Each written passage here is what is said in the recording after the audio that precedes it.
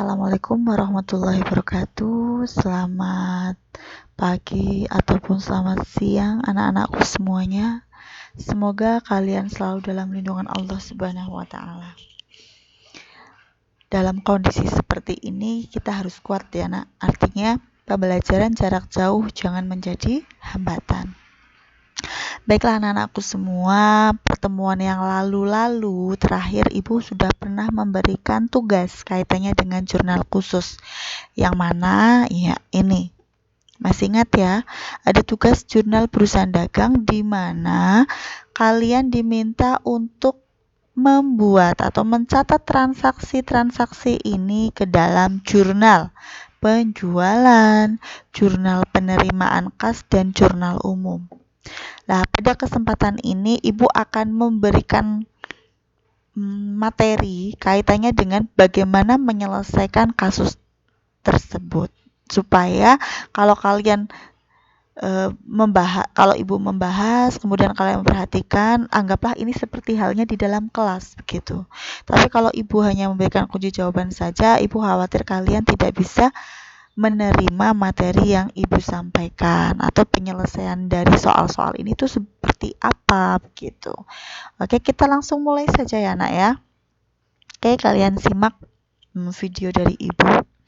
Jadi kemarin sebelumnya Ibu mau mengulas sedikit kaitannya dengan jurnal khusus yang sudah Ibu berikan pada beberapa waktu yang lalu di semester 1 tentang apa itu jurnal khususnya, untuk mengingat saja sih sebenarnya. Jadi jurnal khusus itu adalah mencatat transaksi-transaksi khusus yang ada di perusahaan dagang. Berbeda dengan perusahaan jasa. Kalau perusahaan jasa kan kita langsung begitu ada transaksi dicatatnya di jurnal umum. Tapi kalau perusahaan dagang kita masukkan dulu itu di jurnal khusus. Nah, jurnal khusus itu ada berapa macam? Ada jurnal pembelian, ada jurnal penjualan, ada jurnal pengeluaran kas, dan jurnal penerimaan kas. Jadi ada 4 ya. Kayak ini. Jadi macam-macam jurnal khusus itu ada jurnal pembelian, pengeluaran kas, penjualan, penerimaan kas. Nah, nanti kalian akan menemukan beberapa transaksi yang ternyata tidak bisa dicatat di dalam jurnal khusus 4 ini. Ya, yang tidak bisa dicatat di dalam keempat jurnal khusus ini barulah kalian catat di dalam jurnal umum. Itu seperti itu ya. Ini cuma flashback saja sih, artinya supaya kalian mengingat kembali materi yang sudah-sudah. Kita langsung saja ke soal. Kita mulai dari soal yang pertama ya anak-anakku. Berikut ini disajikan data transaksi dari perusahaan dagang Subur selama bulan Maret 2010. Walau ya lo tua amat ya, nggak apa-apa lah, yang penting ada latihan soal buat kalian. Oke, kalau gitu kita coba ceng ya. Ini di sini kan permintaannya adalah memasukkan atau mencatat ke dalam jurnal penjualan, jurnal penerima kas, atau jurnal umum. Langkah pertama yang kalian lakukan adalah menganalisis transaksi. Kira-kira transaksi ini masuk kemana ya? Coba. Dikatakan tanggal 5 Maret diterima setoran modal dari Tuan Fedo berupa uang tunai 4 juta. Ada kata kunci di situ adalah diterima setoran. Asumsinya berarti kita menerima apa? Di sini juga ada kata-kata ini, uang tunai. Kalau kita menerima uang tunai, maka kita masuk di mana? Kita masuk di jurnal penerimaan kas atau kita singkat dengan JKM. Bu, kenapa JKM, Bu? Karena di sini ada keterangan diterima setoran dan di belakang di sini ada berupa uang tunai. Jadi perlu kalian ketahui bahwa yang namanya setoran modal itu tidak selalu berupa uang. Bisa saja si pemilik itu menyetorkan modal dalam bentuk aktiva selain kas. Misal menyetorkan komputer kantor untuk inventaris kantor. Nah, itu kan juga setoran modal karena yang memberikan adalah pemilik perusahaan atau si Tuan Fedo, tetapi wujudnya bukan uang. Nah, kasus yang tadi itu setoran modal yang selain kas, maka dicatatnya di dalam jurnal umum karena tidak bisa dicatat di keempat jurnal khusus. Oke, kita langsung saja nak, kita buat transaksinya, kita catat ke dalam jurnal penerimaan kas. Langkah pertama yang kalian lakukan adalah tulis dulu tanggalnya. Di situ tadi tahun 2010, Ibu ketik tahun dulu. Masih ingat ya cara mengisi tanggal? Ini biar enak kita jadikan satu saja. Mana ini?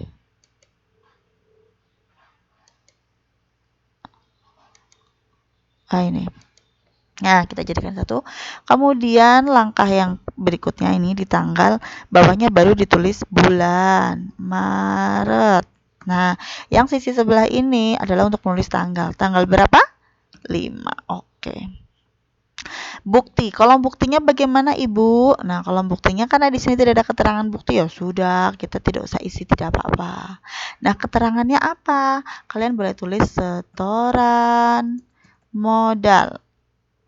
Mau diketik Tuan Vedo juga boleh. Tapi sebenarnya setoran modal saja sih sebenarnya juga tidak apa-apa gitu. Cuman kita karena terbatas tempat ya, yang penting kalian tahu ya. Ini saya kecilkan saja. Twing. Oke. Ini buktinya saya kecilkan. Oke. Ya, jadi di sini sudah ada tanggal 5 Maret, keterangannya adalah Tuan Vedola. Sekarang kita analisis lagi. Diterima setoran modal dari Tuan Vedo berupa uang tunai. Uang tunai itu berarti kas. Jelas, nggak usah dipikirkan terlalu panjang. Namanya jurnal penerimaan kas, pasti kas di debit diisi. Ya tidak. Nah, karena ini nggak ada hubungannya dengan penjualan, maka ini nggak ada. Maka ini pun kosong. Maka kita masuk langsung di kas. Berapa juta di situ? 4 juta. Karena ini kecil, Ibu masukkan di sini ya. Ibu tambahkan insert. Nah, di sini Ibu kasih dalam ribuan. Nah, ini dalam ribuan. Kenapa dalam ribuan? Karena kotak-kotak yang tersedia terlalu minim, terlalu kecil, sehingga tidak mungkin kalau tidak dalam ribuan. Nanti kita butuh tempatnya lebih luas kan gitu. Oke, yang namanya jurnal kalian harus pahami, itu adalah sisi debit kredit harus dua-duanya terisi ya. Jadi kalau jurnal kok ngisi cuma debit saja, salah. Ya kan? Ini kita nolkan saja. Atau kosongkan juga tidak apa-apa. Atau di strip juga tidak apa-apa. Nah, kalau kita itu nanti praktek, Ibu selalu menegaskan kepada anak-anak didik Ibu, untuk kolom yang tidak terisi nominal, maka wajib dicatat atau ditulis pakai strip. Artinya memang tidak ada angka di situ gitu. Soalnya kalau tidak demikian, nanti kosong maknanya jadi bingung. Bingungnya kenapa? Ini kosong itu artinya apa? Apakah belum diisi ataukah sudah memang kosong begitu takutnya ya. Kemudian tadi di sini setorannya adalah modal. Kita lihat di kolom kredit. Penjualan, ini bukan penjualan, Bu. Oke. Apakah piutang dagang? Ini juga bukan piutang dagang, Ibu. Oke, karena kita bukan menerima pelunasan piutang dagang. Karena tidak ada di dua kolom ini, maka masuklah di serba-serbi modal. Bisa aja sih nanti modal Tuan Vedo, boleh, atau modal aja lah karena terbatas ya. Nah, modal kita masukkan. Nah, berapa nominalnya? Debit kredit pasti sama dong, 4 juta. Ini belum dikasih tanda ini berarti. Oke. Ini semuanya kan harus rupiah. Oke ya. Nah, karena di sini Excel anak-anakku, jadi ini Ibu tidak kasih tanda ya. Soalnya kalau Ibu kasih strip, nanti kalau kita zoom ke bawah jadi nggak muncul nominalnya. Oke, jadi begini saja, kosong saja. Tapi kalau kalian praktek di kertas, kalian harus kasih tanda strip gitu. Oke, untuk transaksi nomor pertama atau tanggal 5 tidak ada pertanyaan. Oke, kita masuk di transaksi yang kedua yaitu tanggal 6. Diterima pinjaman dari BRI. Wah, jelas ini diterima pinjaman. Berarti kita utang ke BRI. Kita dapat duit, maka di penerimaan kas lagi. Masukkan, karena di sini sudah ada bulan, nggak usah ditulis bulan lagi ya. Tulis 6, tanggal 6. Kemudian buktinya kebetulan tidak ada bukti, maka kita langsung saja di sini kasih keterangan pinjaman BRI. Oke, berapa nominalnya? 10 juta. Sampai di sini ada pertanyaan. Itu debit, kreditnya apa? Tidak ada, maka kita masukkan utang bank. Ini kan berarti utang BRI boleh, utang bank boleh. Terserah kalian sih sebenarnya. Oke, kemudian berapa? 10 juta. Oke. Ada pertanyaan sampai di sini. Kalau ada pertanyaan nanti bisa chat sama ibu ya untuk menanyakan kaitannya dengan ini. Selanjutnya transaksi ketiga, dijual barang dagangan. Berarti kita jual. Di sini ada keterangan kata kunci yaitu ada faktur, ada syarat. Nah, perlu kalian ketahui ketika transaksi itu ada faktur, ada syarat, berarti transaksi itu dilakukan secara kredit. Oke, kalau secara kredit kita jual, kita berarti belum menerima uang alias yang beli ngutang sama kita. Kalau saya masukkan di jurnal penerimaan kas, kira-kira bisa tidak? Tidak, karena saya tidak menerima uang dari penjualan ini. Maka kembali ke pengertian jurnal khusus. Jurnal khusus salah satunya adalah jurnal penjualan. Apa itu jurnal penjualan? Jurnal penjualan adalah jurnal yang mencatat penjualan secara kredit. Oke, berarti kalau begitu ini nyatetnya di mana? Di jurnal penjualan. Oke, kita masukkan. Tahunnya 2010 ya tadi ya. Oke, kemudian bulannya Maret. Nah, harus telaten ini. Tanggalnya tanggal berapa transaksi? Tanggal 8. Ini kita biar cantik begitu ya. Jadi kita cek. Kemudian adakah bukti di situ? Ada dong. Buktinya apa tadi? Faktur nomor 231. Ya tidak? Nah, kita masukkan. Bukti F aja tulisannya. F. Kemudian nomor berapa di situ? 231. Maka F231 artinya adalah faktur nomor 231. Harus F.231 sebenarnya tidak, cuman karena keterbatasan sehingga F231 saja nggak apa-apa. Kalau bukti mau ditulis faktur nomor 231 ya monggo. Tapi biasanya kalau bukti transaksi itu biasanya sudah ada nomornya. Yang kita masukkan itu hanya nomornya saja. Oke. Kemudian keterangannya apa? Nah, khusus untuk transaksi yang berkaitan dengan utang, berkaitan dengan piutang, maka kolom keterangan di sini kita isi nama debitur atau krediturnya. Oke, karena di sini kita jual, maka di sini adalah nama debiturnya. Debiturnya siapa? Debitur itu adalah orang yang punya hutang ke kita atau si pembeli, yaitu PD Wulung. Kita masukkan. Oke, PD Wulung. Oke, di sini transaksinya dijual barang dagangan senilai sekian, kan gitu ya. Oke, kita masukkan. Nah, kalau misalkan di sini ada bukti, kemudian biasanya ada yang menulis di sini ada syarat. Biasanya gitu. Jadi sebenarnya jurnal khusus itu tidak ada patokan khusus ya Mbak, Mas. Jadi kembali ke ya perusahaan itu yang membutuhkan kan perusahaan itu. Jadi kadang antara perusahaan satu dengan perusahaan yang lain bisa saja ternyata beda. Nah, ini saya tambahin syarat biar lengkap.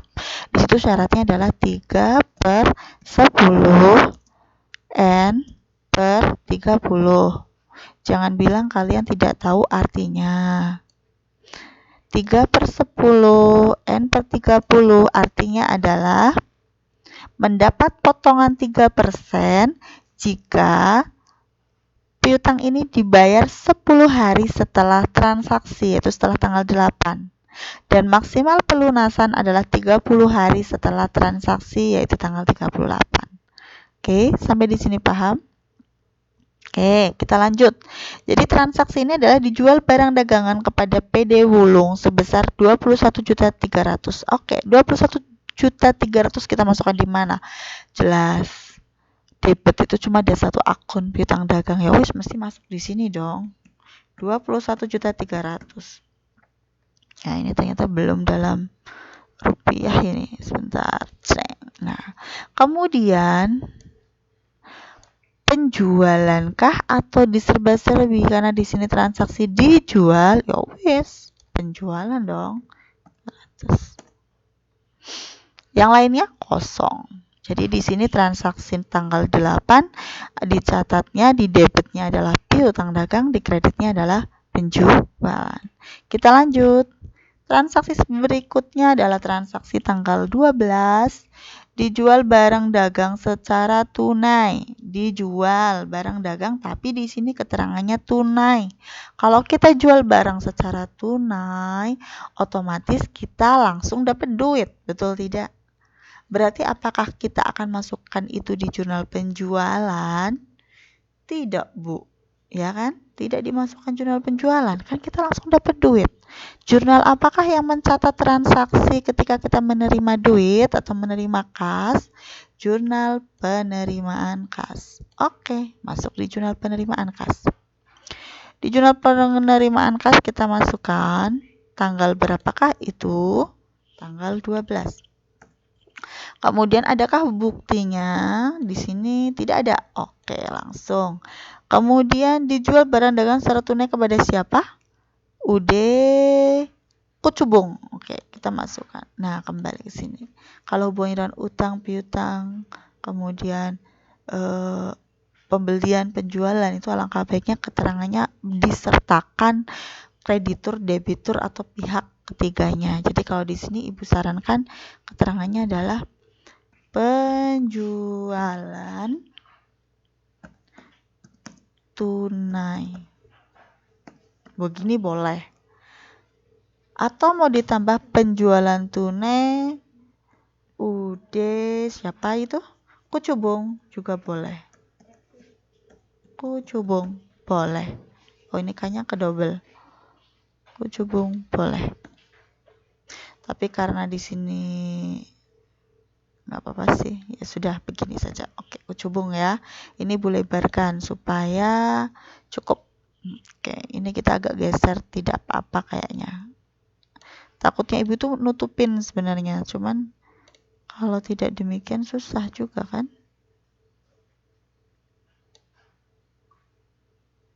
Nah, udah gini. Kemudian Kucubung. Nah, tadi kita jualnya tunai, artinya kita dapat kas. Jadi sebenarnya kalau jurnal penerimaan kas tidak mungkin di situ jurnalnya kasnya kosong. Paham ya? Namanya jurnal penerimaan kas, pasti transaksi itu kita dapat duit. Pasti kas terisi di setiap transaksinya. Cuman berapakah kas yang kita terima?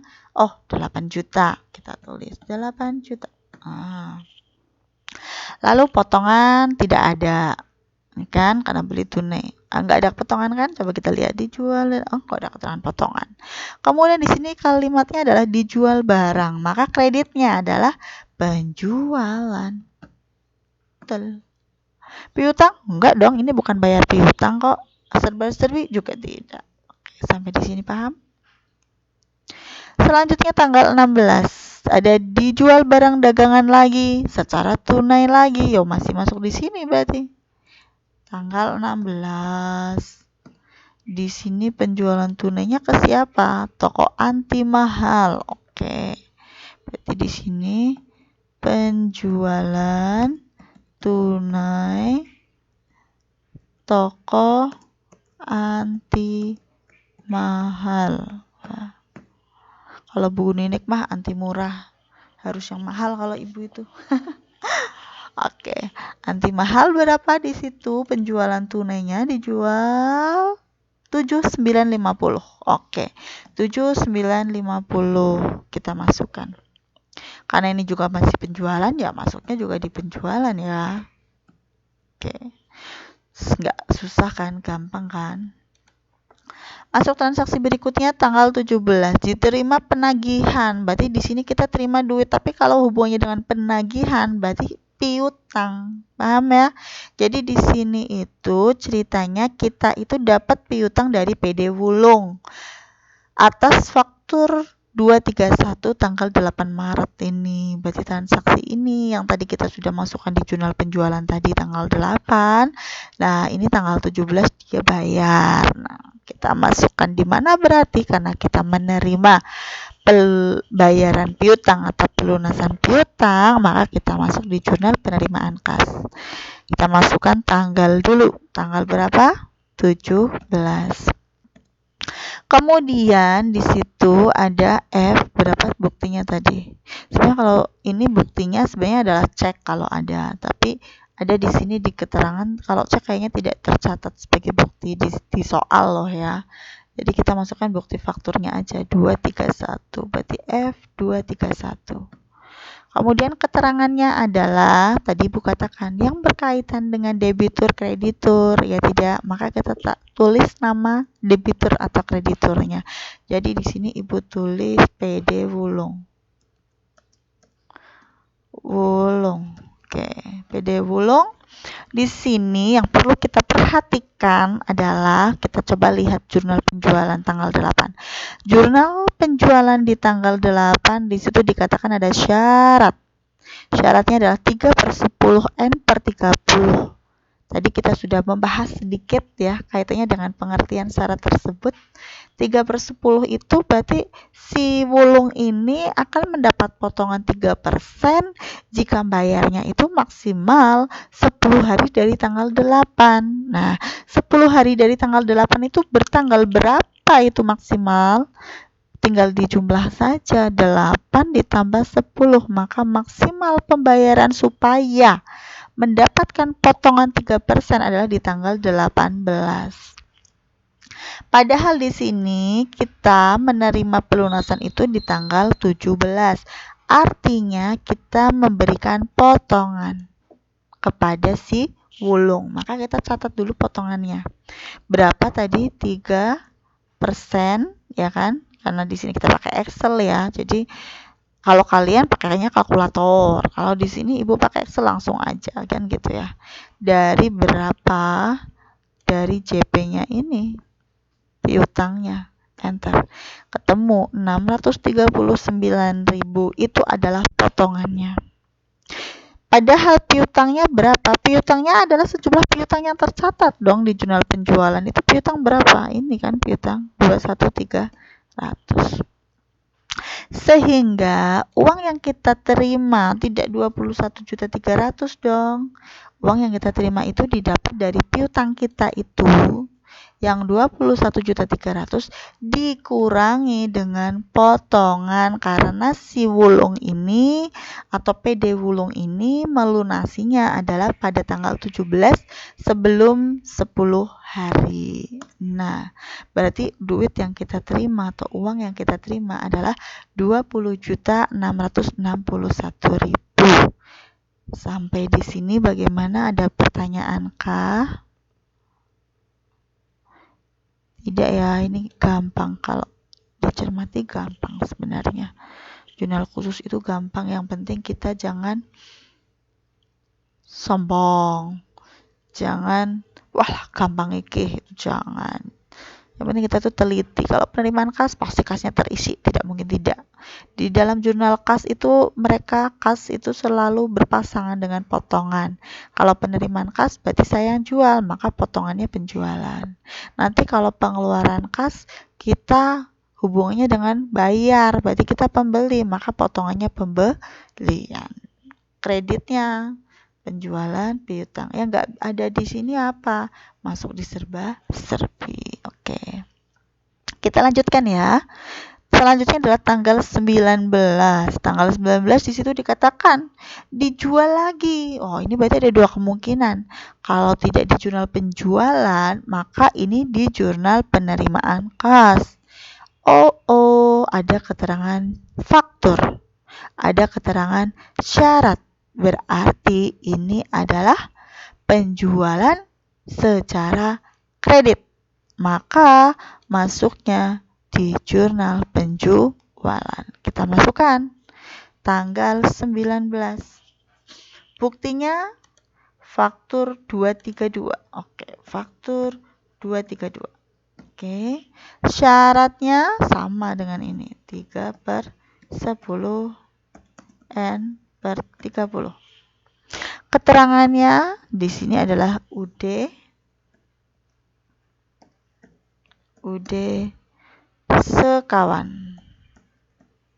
Oke. Berapakah penjualannya? 12.500.000. Maka masuk di sini 12.500.000. Karena di sini adalah secara kredit, berarti kita juga belum terima duit, maka piutang dagangnya juga bertambah 12.500.000.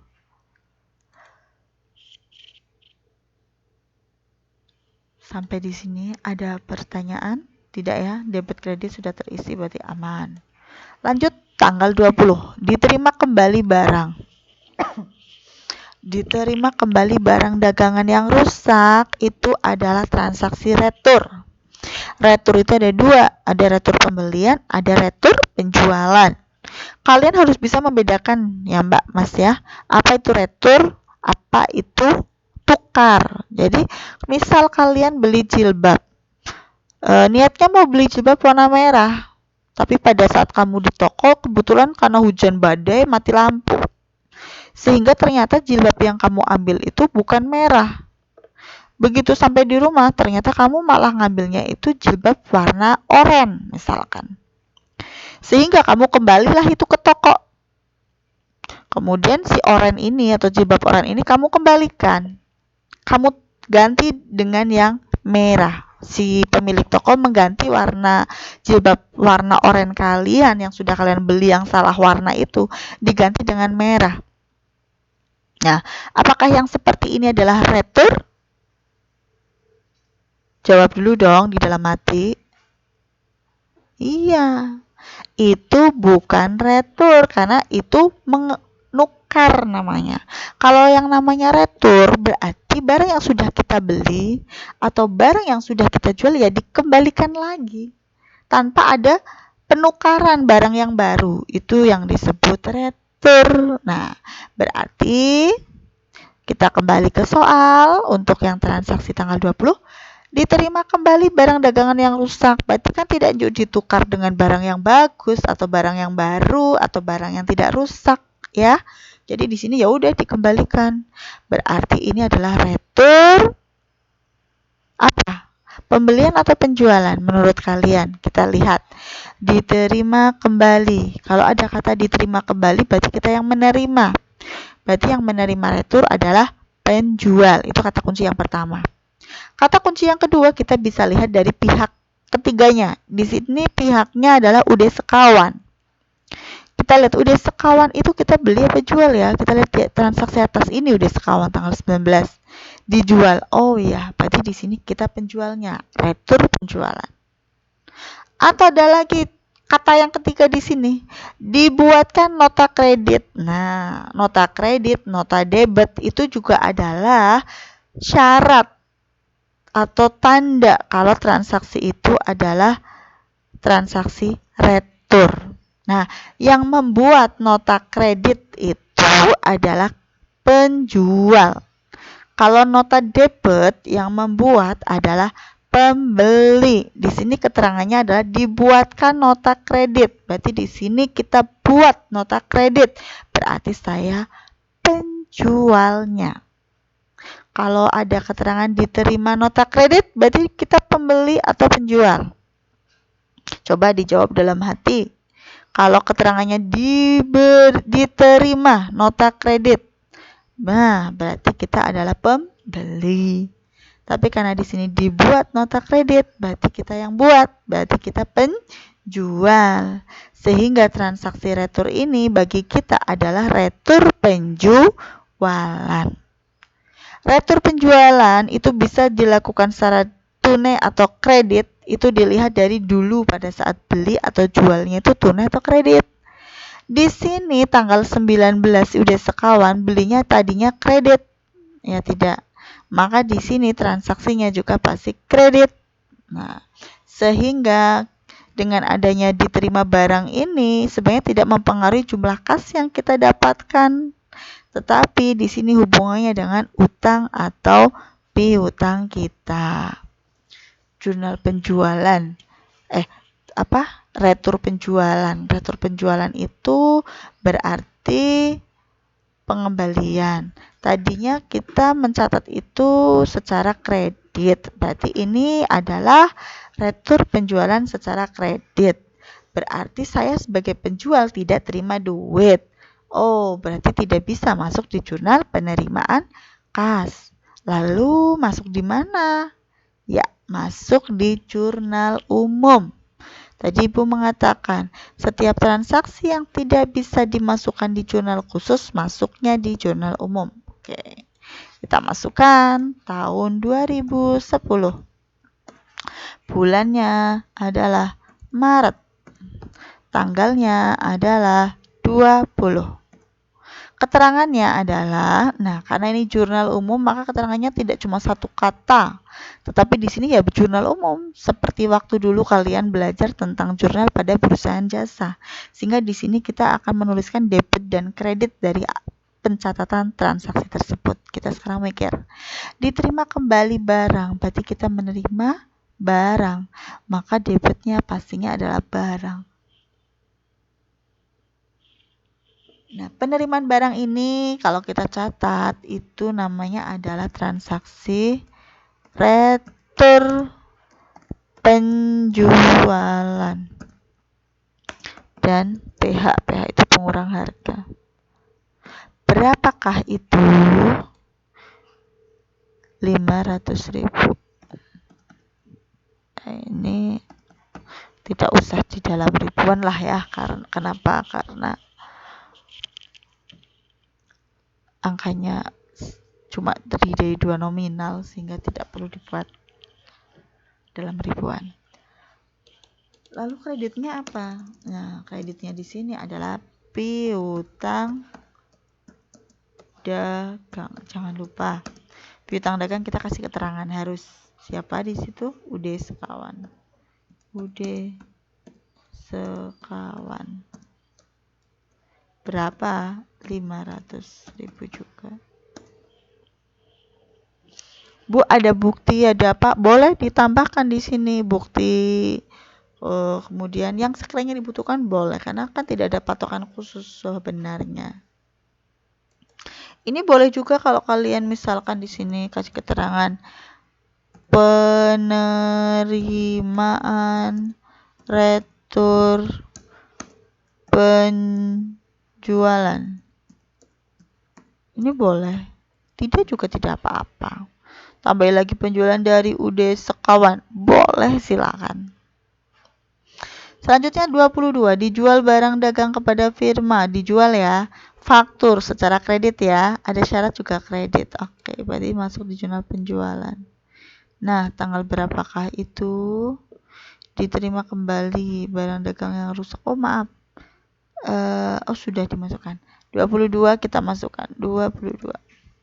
Dijual barang kepada firma saudara, syaratnya masih sama ya, 3/10. Oke, terus fakturnya adakah? F232. 232. Oke. Kemudian keterangannya siapa?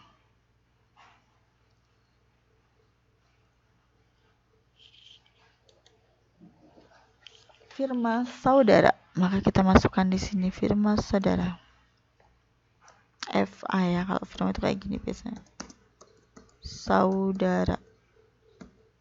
Berapakah firma saudara? 18 juta. Penjualan 18 juta.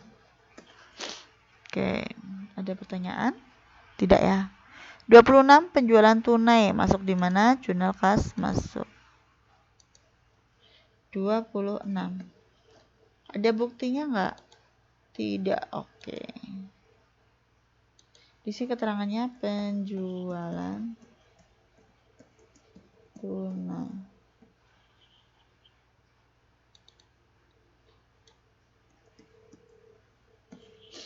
Berapakah penjualan tunainya? 13 juta. Kita masukkan 13 juta.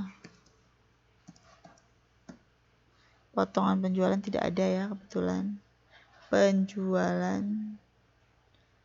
Karena di sini menjualnya berarti kreditnya penjualan berapa? 13 juta. 21.300. Mana sih? Oh, 13 juta. Maaf ya. Nah, kemudian terakhir 31 diterima selembar cek dari UD Sekawan. Nah, kita masukkan. Masuk di mana? Penerimaan kas. Tanggal 31. Di sini ada cek gitu aja lah. Ada bukti cek kok. Nah, tapi nggak ada nomor ya. Di sini diterima selembar cek atas pelunasan 232 dari tanggal 19. Oke, berarti di sini kita harus lihat dulu jurnal penjualan tanggal 19. Nah, ini udah sekawan. Berapa? 12.500. Oke, sekarang kita lihat udah sekawan. 23.500 waktu itu dia jual tanggal berapa? 19. Dan dia sekarang bayar tanggal berapa? 31. Artinya sudah lebih dari 10 hari. Sehingga dapat potongan tidak? Tidak dong, sudah lama ya kan. Nah, di sini kasih keterangan dulu UD Sekawan. Ya ampun, tipe terus. Nah, berapakah? Nah, kita tinggal lihat aja utangnya berapa.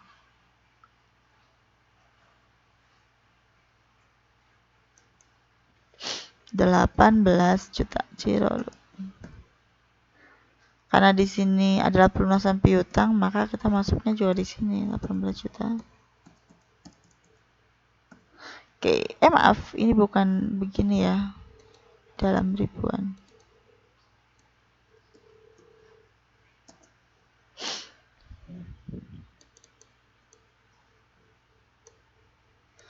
Oke.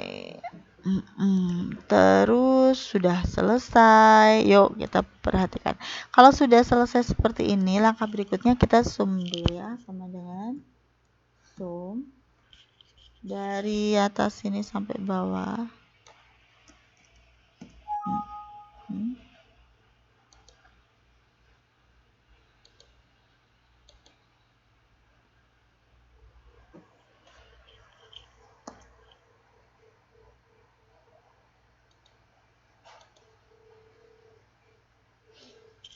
Kenapa ini? Harusnya kalau dari 8 sampai dengan 15 itu ada jumlahnya loh.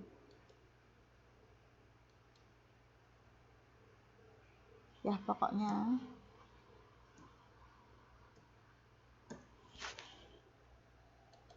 harusnya ada.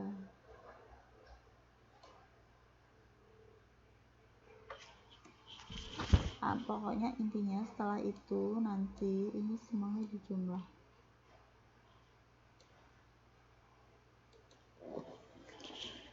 Coba.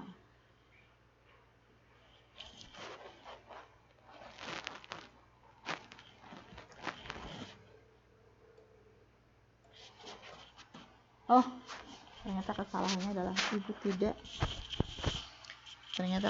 adalah di sini tadi ibu tidak menulis sama dengannya. Nah, ini jumlahnya, coba aja ini kita jumlah sama dengan ini tambah ini. Oke, ini sama dengan sum dari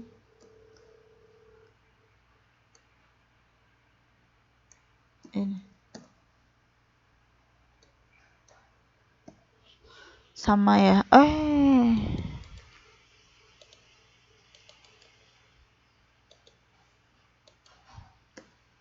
Ya. Sama ya. Kalau sama ada beda ini 50 di mana coba? Ada yang bisa menemukan ini nih. Nah, ini harusnya 8 juta sayang. Kepencet ibu tuh. Nah,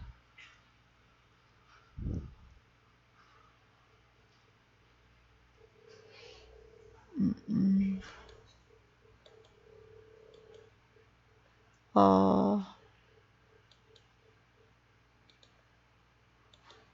ini tuh salah, tadi salah geser.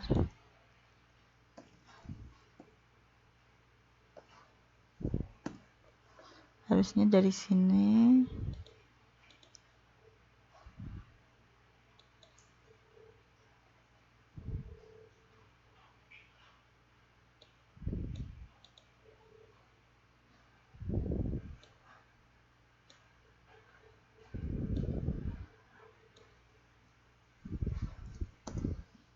Sama ya, oke.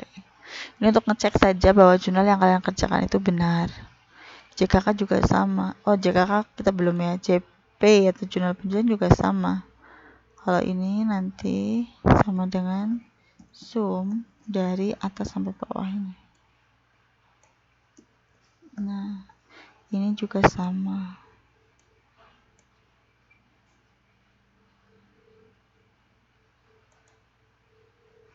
Sama dengan zoom dari, pasti sama lah. Oke, ini sama. JU, kalau JU dijumlah di paling bawah, di zoom ke bawah, maka jatuhnya ya 500. Oke, begini, ada yang mau ditanyakan dari kalian? Kalau ada, kalian bisa menghubungi ibu di WA ibu, tapi nanti balasnya kadang slow respon, nggak apa-apa ya. Yang penting tersampaikan lah, gitu kan. Oke, itu yang bisa ibu sampaikan kepada kalian. Tetap semangat, semoga kalian semua sukses. Dan nanti ibu berikan untuk soal berikutnya sama, hampir sama dengan ini. Bedanya kalau yang sekarang kita JKM, jurnal penjualan dan jurnal umum, mungkin soal nanti adalah jurnal pengeluaran kas, jurnal pembelian, dan jurnal umum. Semangat untuk belajar, sehat selalu untuk kalian. Wassalamualaikum warahmatullahi wabarakatuh.